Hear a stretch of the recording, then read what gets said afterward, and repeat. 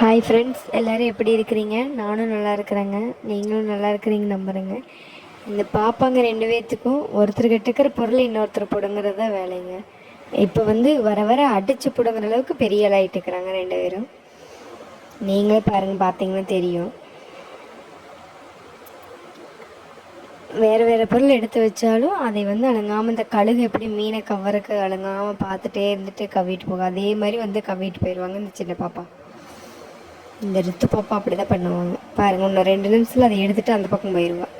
ஏன்னா அங்கேயே இருந்தால் மறுபடியும் பிடுங்கிடுவாளோ, அதனால்.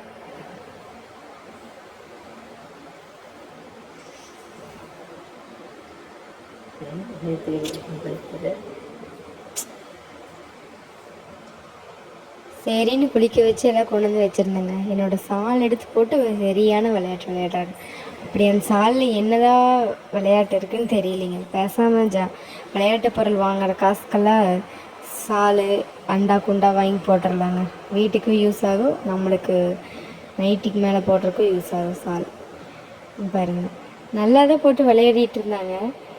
திடீர்னு என்னாச்சுன்னு தெரில, பல்ட்டி அடிச்சிட்டாங்க.